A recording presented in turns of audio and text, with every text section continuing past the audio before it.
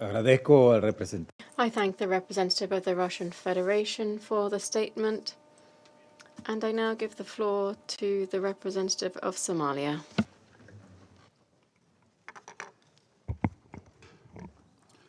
Mr. President, I thank you for convening this important meeting, and I also appreciate ASG Yanka for his valuable briefing.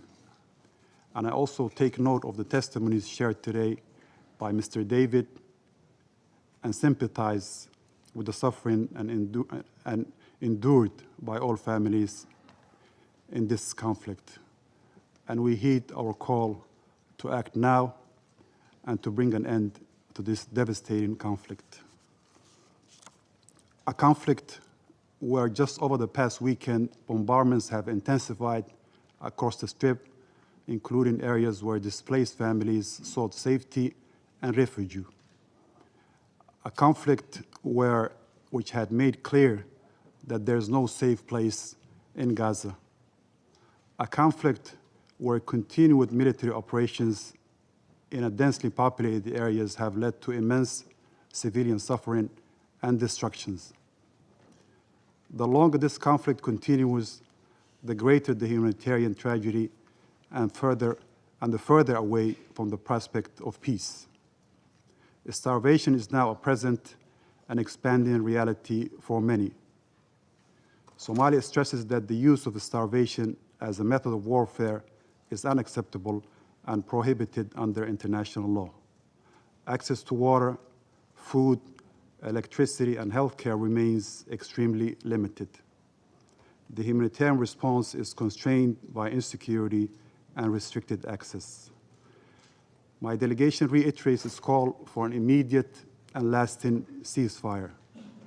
We also call for the full, safe, and unhindered delivery of humanitarian aid, including opening all crossings and lifting the siege on Gaza.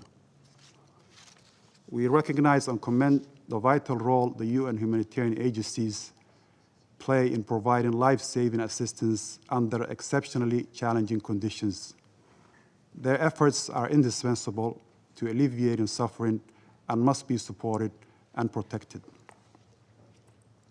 We also express concern about the recent Israeli actions at Jerusalem Holy Site, which challenges the established status quo and risk increasing tensions at this sensitive site, potentially undermining efforts toward peace and stability. We call for respect of existing agreements and exercise restraint to preserve calm and foster conditions for meaningful dialogue. Mr. President, Somalia emphasizes the imperative to protect all civilians and uphold international humanitarian and human rights law. We reiterate our call for the immediate release of all civilian hostages and detainees. Respect for civilian life and adherence to international legal standards must guide all actions without exception.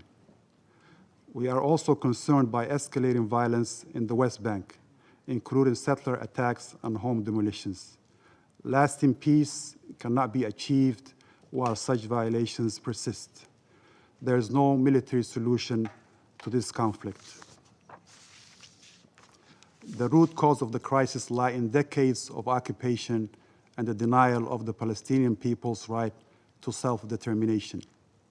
In this context, my delegation reaffirms its unwavering support for the inalienable rights of the Palestinian people, including their right to self-determination and to establish an independent sovereign state of Palestine with Al-Quds al-Sharif as its capital, in accordance with relevant UN resolutions and the Arab Peace Initiative.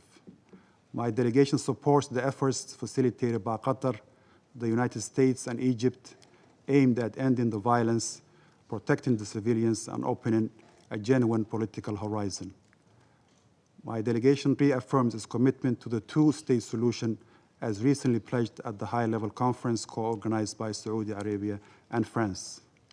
We also underscore the importance of the unification of Gaza and the West Bank under a single legitimate Palestinian Authority, as well as the urgent need for a comprehensive plan for Gaza's reconstruction. My delegation remains firmly committed to the principles of international law, the UN Charter, and to the cause of peace, justice, and dignity for all people in the Middle East. The people of Gaza and all those affected by this conflict deserve nothing less than for us to act now and to give peace a chance, and for our collective resolve and compassion. I thank you, Mr. President. Agradezco.